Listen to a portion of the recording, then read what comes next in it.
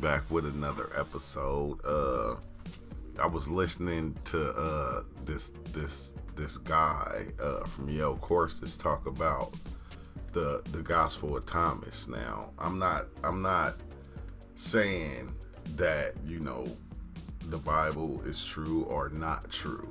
It's just a lot of things that be said in certain, ways, and in certain books, they hold a lot of meaning to what the reality is trying to tell us and what it is saying to us. And then, when you start finding out where these things came from, why they wrote it this way, you start to find out they wrote it behind a belief system that they already have. And you start to see in the reality that that's how we come up with the things that we come up with, the things that we believe, because it's based off principles of things that we've been through or experienced or heard or, things of that nature. But it was just some things that he said that, had my mind kind of tingling. I get that as if I'm about to start tripping off mushrooms. Like I just took some mushrooms and they're about to kick in. I get that tingle, it's weird, but you can go find this video on YaleCourses. They to where they go through a lot of different scriptures, and he talk about them and he kind of define them. So we gonna dive into it and let's see what he talking about, and I'll chime in every once in a while in order to to give my thought on it. Ancient Gnosticism, if you want to call it that, does not seem to have been one church. What I'm going to call Gnosticism is an intellectual movement that seems to have been around beginning in the 2nd century, certainly, and becomes important through the 2nd, 3rd, and 4th centuries. It's not a church or an institution in the sense that we doubt that you could have walked into, say, the town of Antioch and looked for the Gnostic church. Hey, that's trippy because the way things are today, churches is like liquor stores to me. You got one on every corner, every couple of blocks there's a church, in every neighborhood there's a few churches. And like I said, just like liquor stores. And you would have thought back then, it would have been the same way, but I guess it wasn't. It seems like the people who wrote these documents and collected these materials that we find in the Nag Hammadi text in the Gospel of Thomas, they seem to have been intellectuals who were impressed with Jesus, impressed with the Jewish scripture in a lot of cases, impressed with a lot of the teachings of Christianity, but they interpreted them through the eyes of a certain popular Platonism at the time. That is, they seem to have been influenced by different philosophical views and also just different intellectual views. So when they read the book of Genesis, for example, they would read the book of Genesis, but read it as if they were reading it through the eyes of Plato's Timaeus. Yeah, see, and that's trippy because they already had a set belief system. So once they started reading this, it showed them in the way of what they already knew. And I be trying to say that, even me, when I do certain things or I see certain things in the way that I was taught. At first it was like a Christianity thing, and then I started to dive into psychedelics, and it made me view it differently than what these people over here would view it, like the Catholics or the Muslims. It made me view it differently. But when we start to view certain things, we already have a system of belief that's set up in our minds. So the way the reality works is it shows you what you want to see. If you believe something, then it's going to show you every which way to make that belief true. And I don't know if it's the reality or yourself that's doing that, because you want to see that truth that you believe in everything. Great Platonic dialogue in which Plato puts forth his own sort of cosmology and his own view of the gods and the world.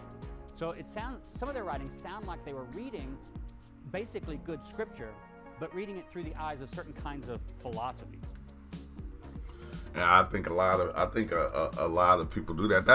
That's why you can find the definition There's so many different definitions to the so-called Bible. Everybody grab that Bible and they look at it in a different way.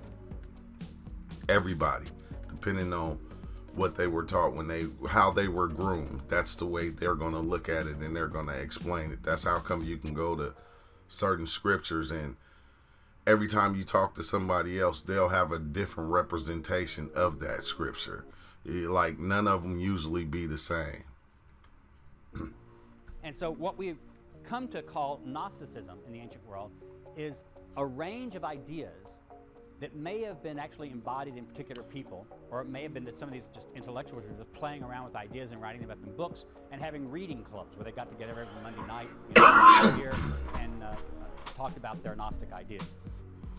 Platonism itself might be called proto-Gnostic. That is, Gnosticism before Gnosticism. Proto-Gnostic. For example, in Platonism, especially at this time, you have a strong emphasis of a dualism of body and soul, or body and spirit. And in that dualism, often the body or the materiality, the fleshly existence, the harder matter of things becomes less good, sometimes even probably bordering on evil in some people's thought, and spirit or the soul or the mind is the good thing. So you have a mind-body dualism, a body and soul dualism. It's weird because to me it's like he's saying you got that spirit and you got the body too, and the body yearns for the materials that are here. The spirit doesn't. But so the materialistic things that we see, which is everything here is material in this reality. They are the things that they don't last long. You know, the soul lasts forever, but these things that we look at here, they don't last long, but still though we crave the things that are here. And that's the body that's craving those things. And often there's a deprecation of the body and a deprecation of matter as morally inferior. Now, why would matter be considered inferior to non-material substance? Because it can be done away with. It dissolves, it disintegrates, it dies. That's what I think. That's what I feel, because all the matter here, it can be gone. What happens to your body eventually? You all have gorgeous bodies now, but eventually you're going to look like me. Your hair's going to fall out. Your ear's going to get... You're going to look like me. The way he said it, though, you're going to look like me. That's the way I looked at. That's the way I heard it. You're going to look like me.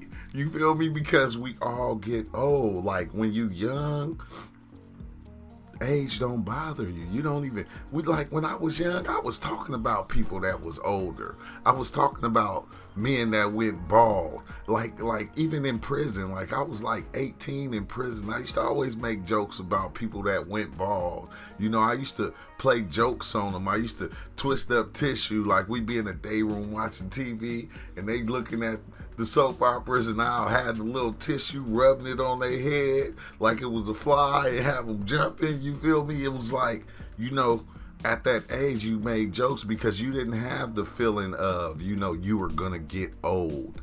You don't know that until you get there, because a lot of, people think it seems like you're gonna be young forever, but no. Too big, your nose won't stop growing. And then eventually you'll get beyond me, and you'll die, and you'll rot, and you'll disappear. Yeah, the body dies, and that's crazy, because the soul or whatever that spark in there, it lives on. It doesn't die. Body is material, and the ancient thinkers all knew that matter passes away. Anything that is material is going to pass away and be destroyed and be gone.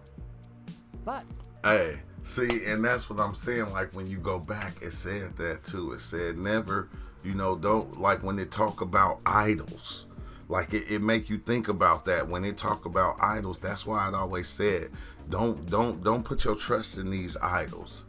You feel me? And to me, I think anything can be an idol. The body is an idol. your kids, your girlfriend, your car, your house, your everything, your clothes, all these idealistic things, but they can be done. They not gonna last. They not gonna last forever. So it's like, don't put your trust in these things, but we do. Things that are not material, like ideas. An idea, the great thing about an idea is that it never need die.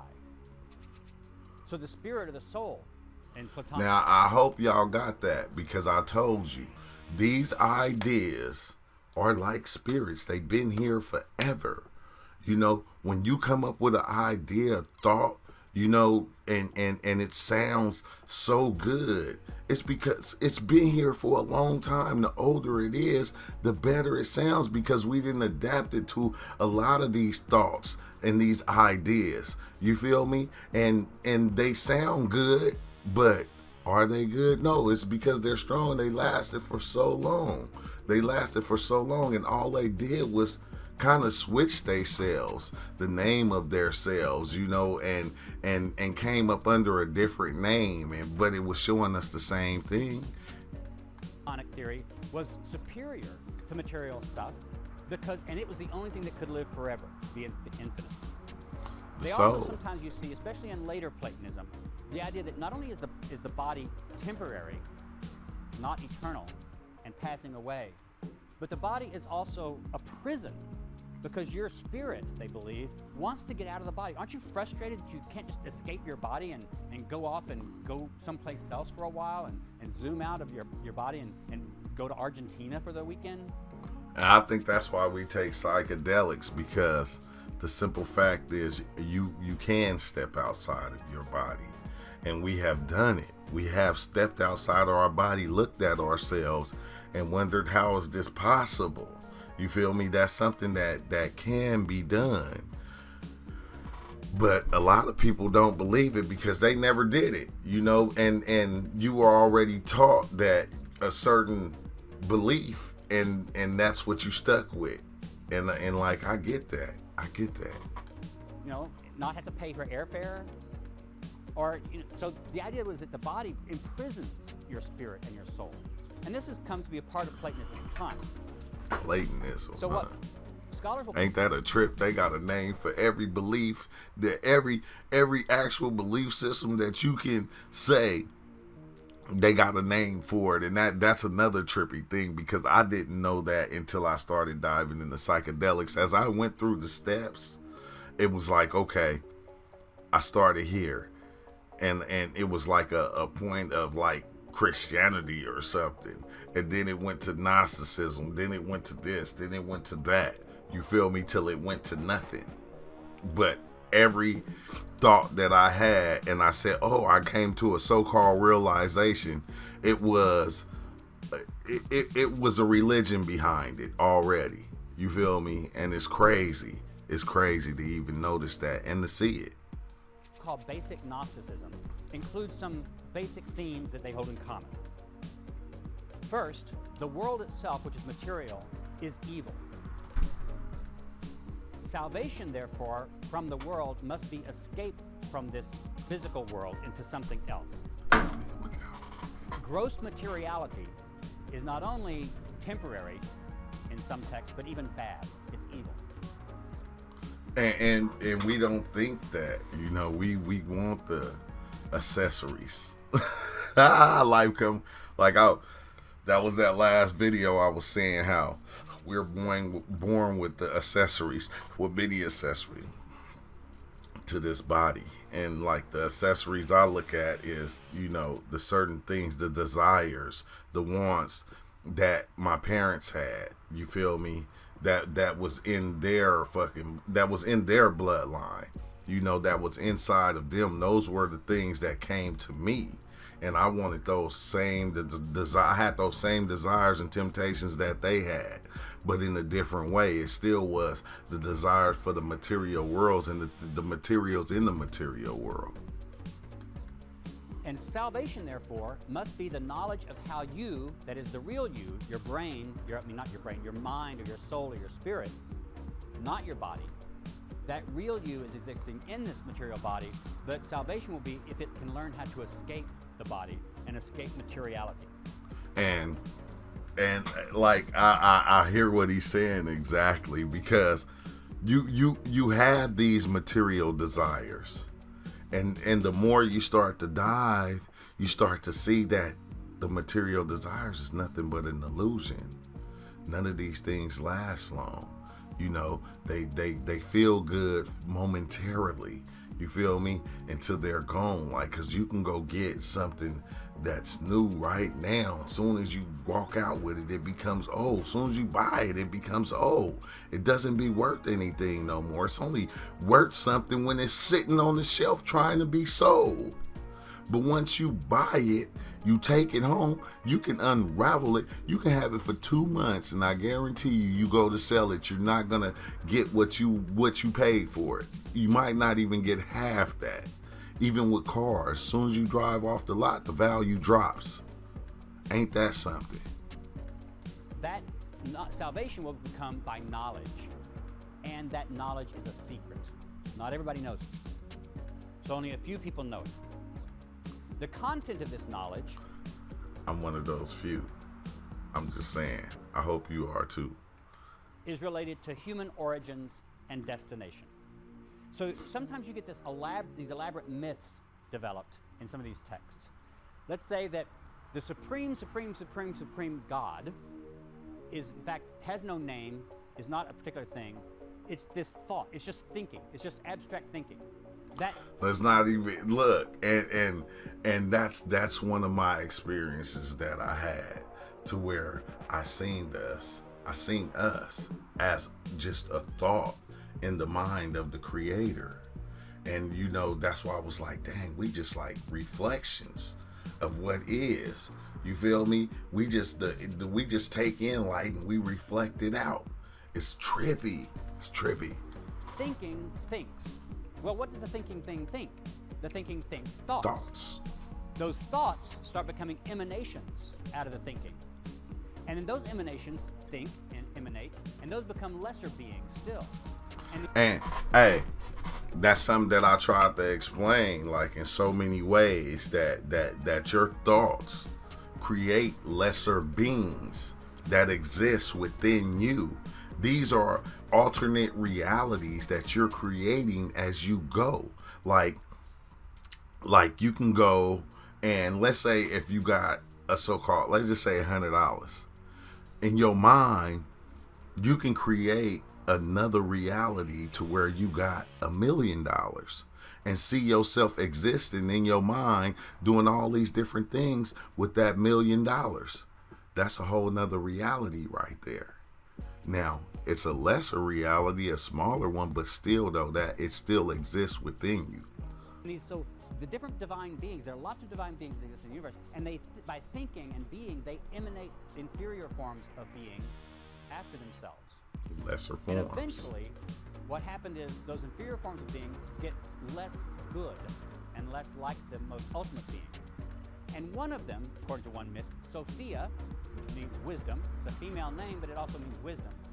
Sophia decides she wants to emanate, and she's supposed to do that with a male consort, because by this time these beings have male and female versions of them. And like this one good part of it that caught me too, because you know, whether it's myth or it's fake or whatever, this is something that Phil had talked about a minute ago when he talked about Sophia, which, you know, I heard the story before, but just him bringing it up again, it makes, you know, when somebody bring up something, you start to see it.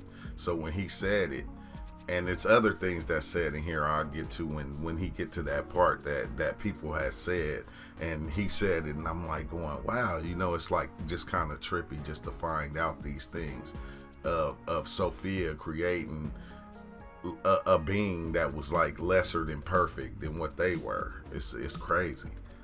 Of themselves. She's supposed to only emanate or procreate by doing so with her male consort. She decides she wants to be like the supreme God and be able to emanate on her own. So she puts out a being on her own. In other words, she sort of gives birth without needing a man. Just to be unpredictable. Well, of course, when you...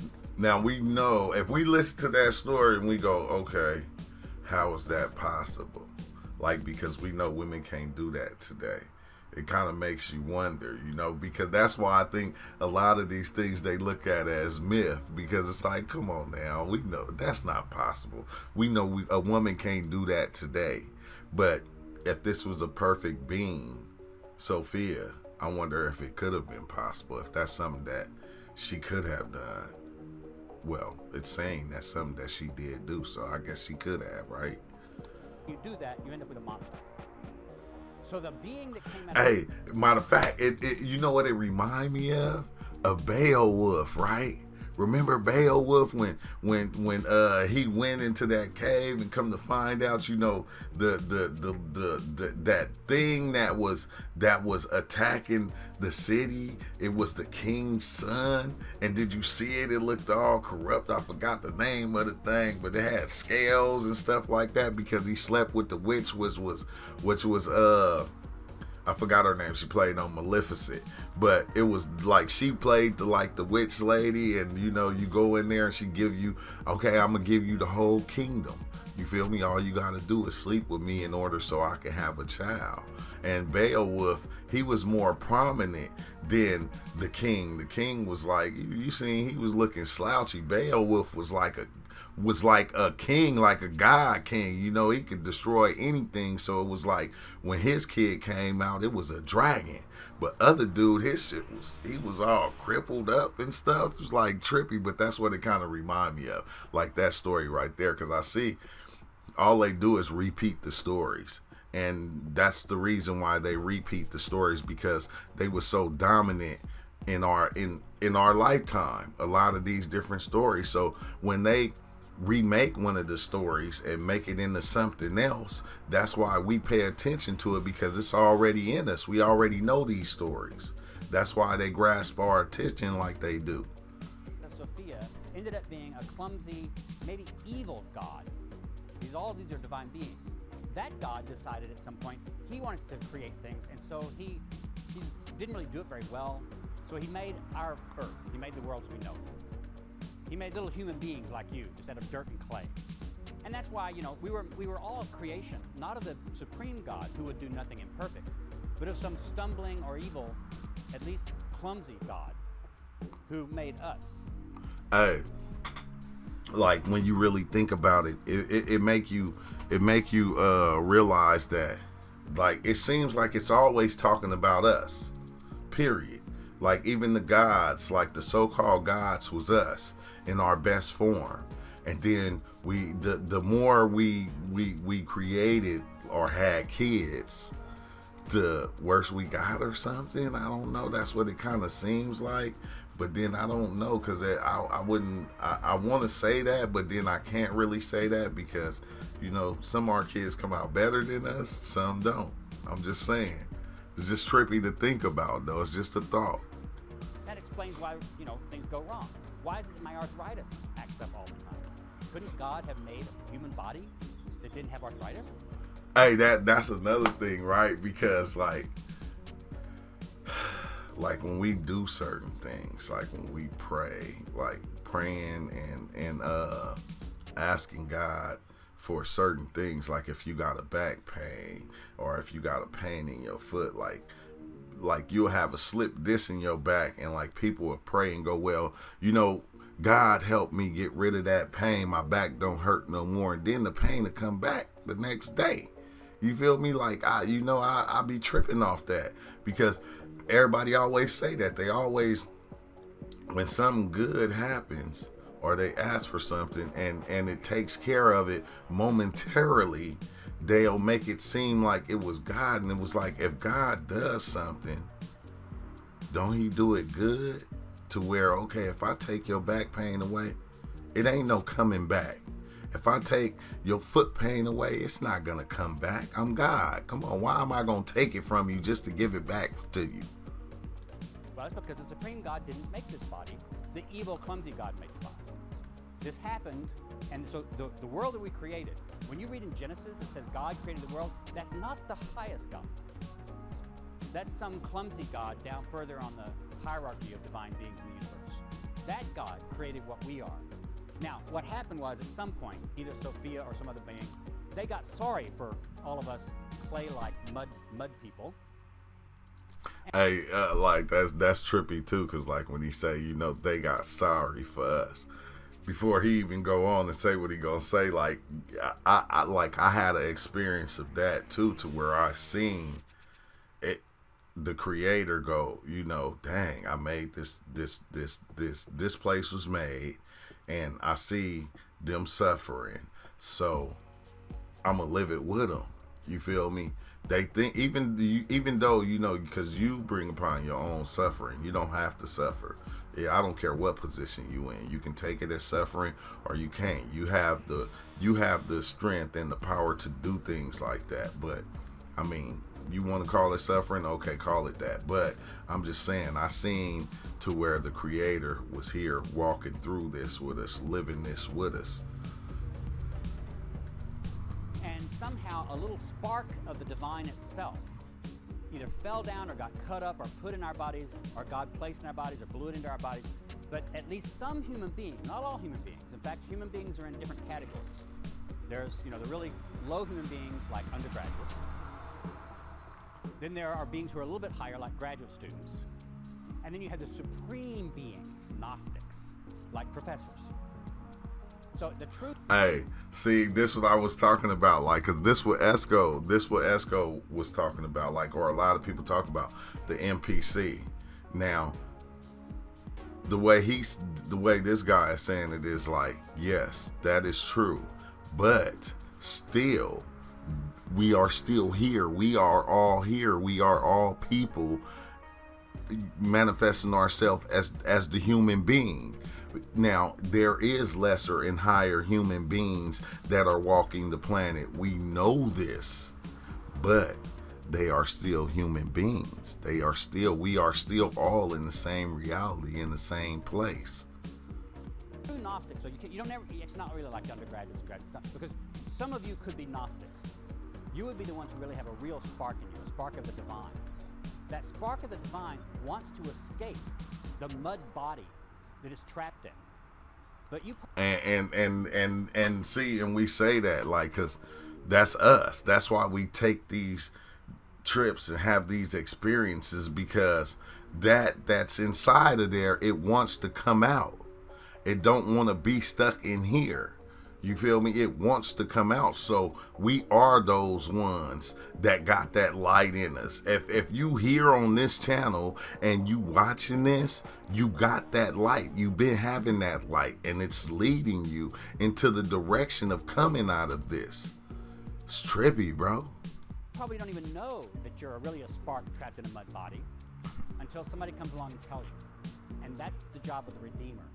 That's what the Redeemer. And it's crazy because the Redeemer can come in any form, the way I feel, because like I said, through my whole life, I had those points in life to where people said certain things like that to me, like, you special, you different, you this. My mom used to call me her star child because I was different than everybody else. I always did things differently. I never followed the rules, the so-called rules of what was supposed to be going on. I always kind of went against it because I seen something that was wrong about it, or, you know, it was just, I was different, and I was always told that. Jesus did. Jesus was a redeemer from the supreme God who comes in to find those people who have a spark of the divine in them, to blow on that spark, to get it going, and to get you to remember where you came from. You're not... It's crazy because, like, that's what we're doing. We're you know, it reminds me of like when they were starting the fires back in the days. They didn't have like a lighter or nothing. What did they do? They did the little spark on the thing. You feel me? They sparked the rock, and then the sparks flew on the dry grass, and they blew it. Like you see in the old cartoons when they used to light the fireplaces, and they had that thing that blow the air like that to make the fire spark up and start the fire. Like, that's what we're doing. When we come together and we come here, we adding fuel to that spark that everybody already has. Everybody that's here has that spark. That's why they're here listening, paying attention, adding what they know into what we're already building. It's like trippy, man, but you gotta pay attention to it to see it and understand it. Not a mud body after all. The real you came from God Himself, God's very self, the supreme God. So the true message of Christianity, according to these guys, is to learn who you are, where you came from, so that you can escape the body and get back to your true origin. That is, you will become one with God again. And this was. Hey, that's true, and it's weird because like sometimes I be feeling like that's everybody, because that little spark is actually in everybody, even if you don't see it. So if that spark is in you, when you die, you still go back to the one. You feel me? I say it all the time. It's like in your house, your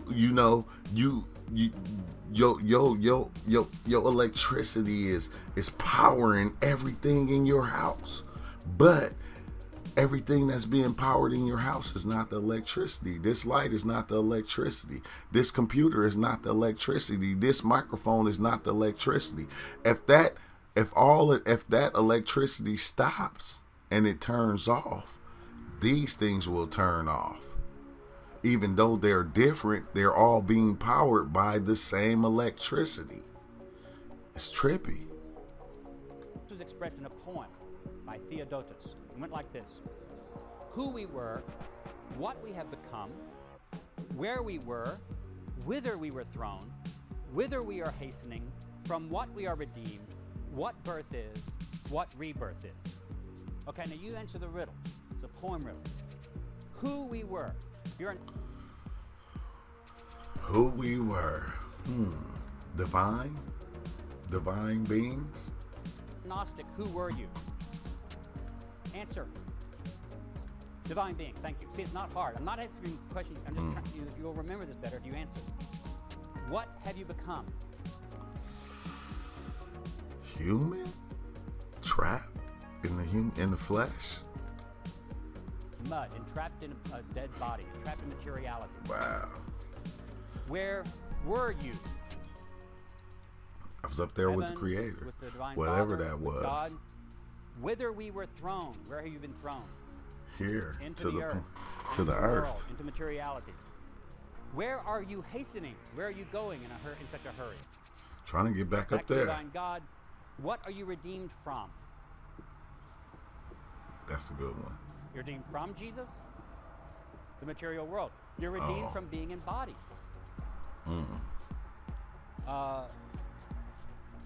What is birth? In this system, what is birth? Death. Damnation. Death. Yeah. When you're born, your spark is entrapped in your body.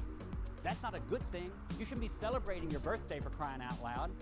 That's like Hey, yeah, it's like celebrating your death, because like that's what we do. Because when we birthed into this, man, you birthed into death. That's what's gonna happen. Like the body is gonna die, even though that in there lives on. Still, this who you think you are, it's out of here. It's out of here. You don't take this with you. None of this here you take with you. Not even what you build and save up in here. You don't take with you. Celebrating when you were thrown in prison. And what is rebirth? Death. Or learning your true self. Look, rebirth, death.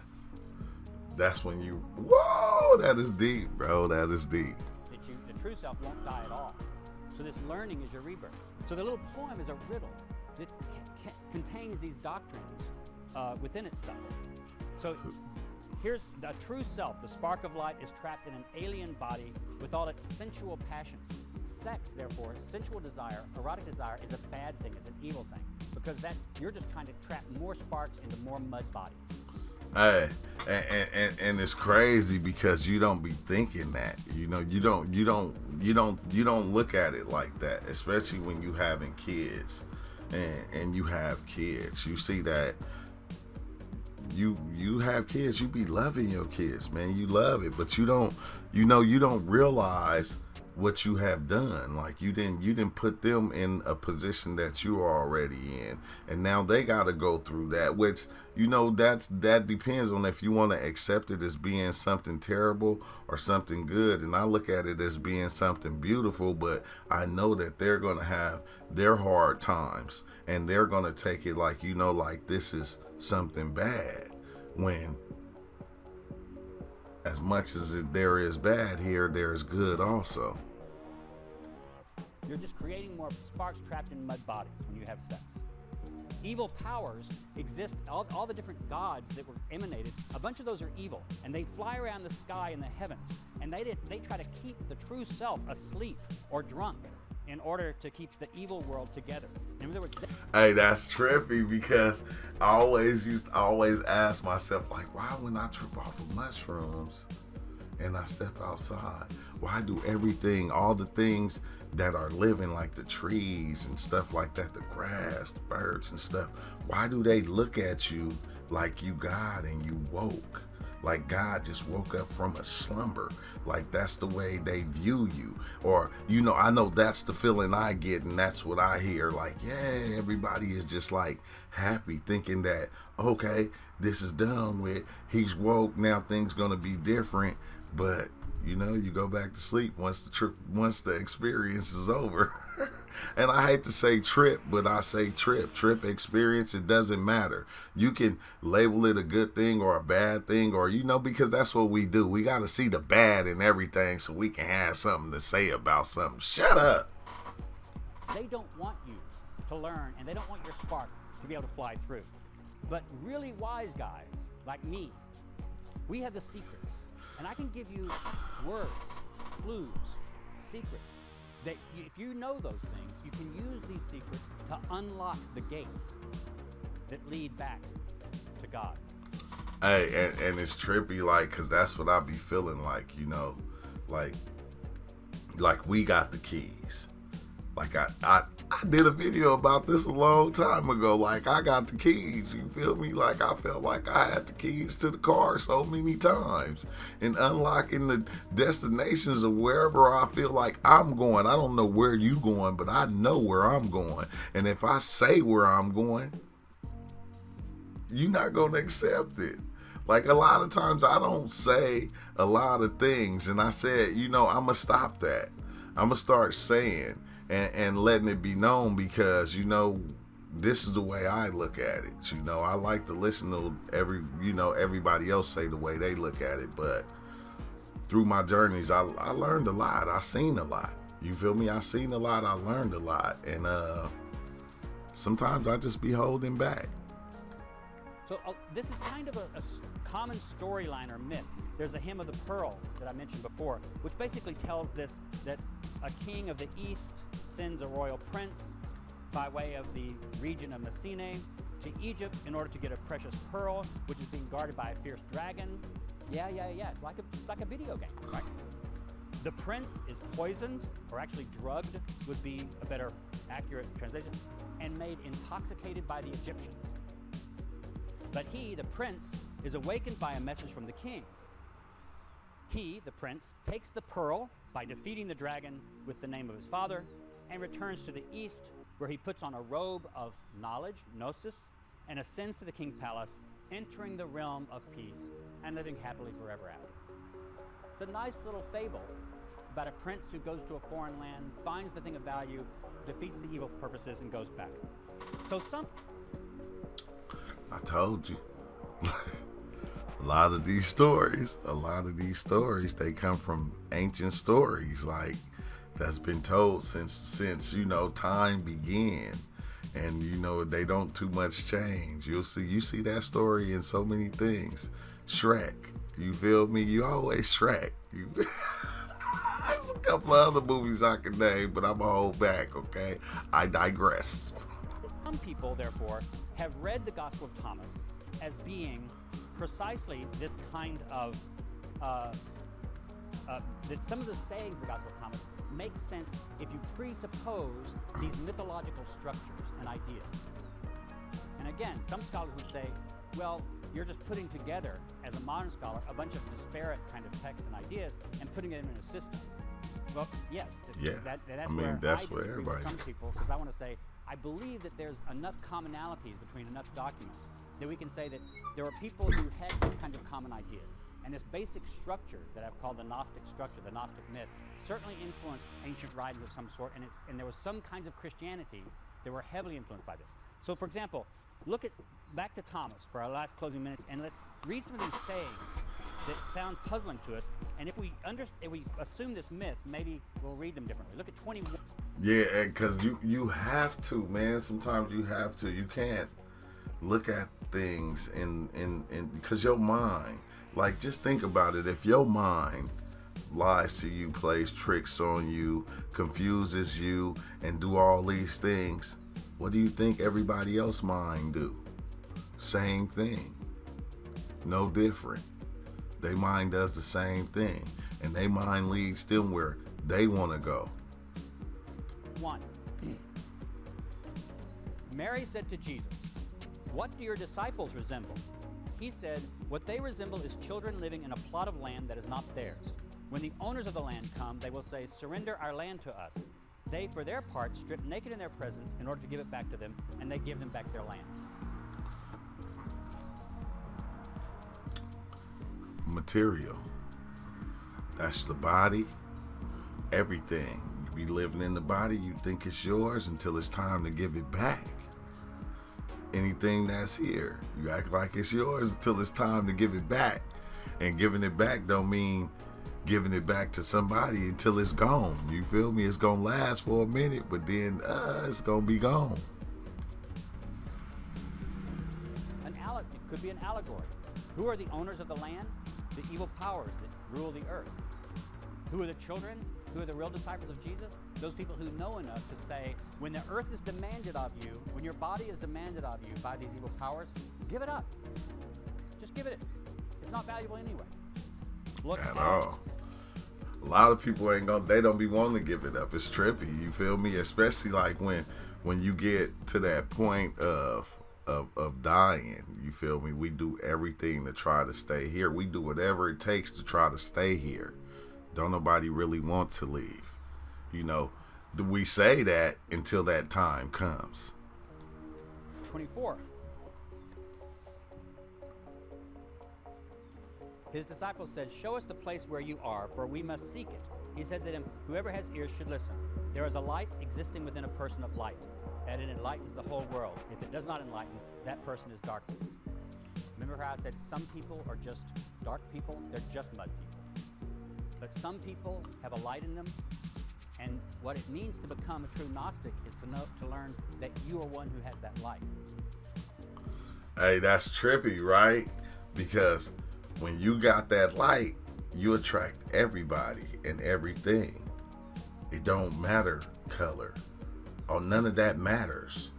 You feel me? You gonna attract people or whoever. You gonna attract the ones that are like you, that have that understanding. If you are a true light, you feel me? A lot of us are not, and I'm not saying it's anything wrong with that, but a lot of people, they attract people because they have that light. I don't care what you say about them. It can be I'm Dr. Umar Johnson, D-Lo, if you can name any of these names, Pharaoh. They attracted people because they have a spark inside of them. 37. His disciples said, "When will you be shown forth to us, and when shall we behold you?" Jesus said, "When you strip naked without being ashamed, and take your garments and put them under your feet like little children and tread upon them, then you will see the child of the living, and you will not be afraid." Okay, what's the Gnostic interpretation of that? Stripping the material world off yourself. When you strip your soul, your spark of the body, when you realize that it's not the real you, and you come to know the real you, that's what's going to happen. Hey, and that's what we be talking about, layers. Like, when you have these experiences and it strip all these layers, of what you thought was, what you think you are, what you like, what you don't like. It strip all those layers down to you being not anything. That's what I think he's kind of talking about. And like a lot of us has been in those positions to where we had everything stripped back, and it's a beautiful thing. That's all I can say. 56. Jesus said, "Whoever has become acquainted with the world has found a corpse, and the world is not worthy of the one who has found the corpse." The world is just a dead body. So But people don't want to hear that. People don't want to hear that the world is a dead body or everything in the world is dead. But a lot of people say that because a lot of people say this is hell. You feel me? And you can see it because nothing, like I said, nothing here lasts forever. You feel me? Only the thoughts and ideas. All of these, there are several of the sayings, if you go back through the Gospel of Thomas, with some of this background information I've given you of these ancient myths and ideas, some of these sayings seem to fit that myth and fit that notion. There are other things, though, about what I've just told you that you don't find in the Gospel of Thomas, and those are the things emphasized by people who say the Gospel of Thomas shouldn't be called Gnostic. For example, there's no mention in here of an evil God that creates the world, like you find in some of these Nag Hammadi texts. You have the Father, you have apparently the good God, you have Jesus, but there's no emphasis on creation here as being a bad thing. So some people have said that's one of the fundamental things about the Gnostic myth, and it's not in the Gospel of Thomas. Therefore, the Gospel of Thomas is not Gnostic. They're also You see how they do stuff? They split it, change it, set it over here, put this over there. That don't fit in here. You feel me? That's how they do it. That's crazy. Simply no string of myths and evil gods names, which you often find in the text of Nag Hammadi. So some scholars would say the Gospel of Thomas may have some things in common with Platonism at the time, maybe even something in common with certain Gnostics, but it itself is not. But if you take the Gospel of Thomas as representing those ideas, then Jesus comes across, the Christology of the Gospel of Thomas becomes something different from the Christology of the other texts, or at least Matthew, Mark, and Luke. As we'll see, the Gospel of John looks a lot more like this than the Synoptic Gospels did. But Jesus becomes this Redeemer figure, this Gnostic Redeemer figure who comes into the world of materiality in order to find those who have sparks of light, to blow on their sparks of light, to transmit hidden knowledge to them so they can get back. And if you'll stay with me the rest of the semester, maybe I can give you those secrets and you can escape your mud bodies too. Like I like this dude, I'm like not really a religious person like that anymore, but I think a lot of these religious texts came from a lot of truth, even though they plagiarized it in order to fit what they wanted, in order to lead us certain ways to still be up under them and so they'll have that control over us. It's still certain things in there that you can find, and it's weird because even that, it sometimes don't make sense to me, because it's like, how can you find truth in something that is a lie? You feel me? It's still like kind of crazy to even think about. All right, you have your sections this week. By tomorrow, they'll be up online classes server. But yeah, that that's I had to come and do that because like I'm trying to do a couple of different things to the channel. Certain things that, like I said, I'll be paying attention to that come to me as as I'm still going through my experience, because like I understand what Kalindi said. Like once he took that first trip, the trip don't end, and like I'm to that point to where I didn't had these experiences so much that I ain't gonna say I don't need to dive in anymore, but something is always coming to me. You feel me? I feel like I get the tingles. I get so many different psychedelic sensations just living life now. Just, hearing things, tasting things. If I eat this right here, like I get these psychedelic feelings, you know, these tingles, and once I get these tingles, you know, I start seeing the numbers 1111 or, you know, the 33, and then, you know, certain other things just be being said at the time that just start making sense. So like as this happens, I'm gonna start sharing it more often. You know, I'm gonna start doing like videos like this. Hopefully I kind of get good at it, because, you know, it's fun to do. It's fun to do. But make sure you subscribe to the channel. Go check out this channel too, you know, YaleCourses, you know, that's if you into this type of stuff.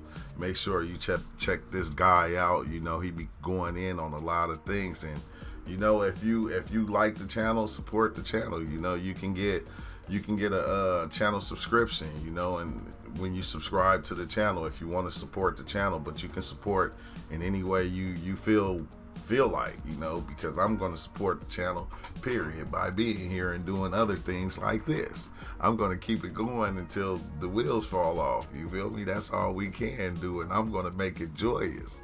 You feel me? When you come here, I want you to be happy. I don't want you to come feeling like life done did you wrong. You feel me? You ain't the only one. Life done did us all wrong, but who cares?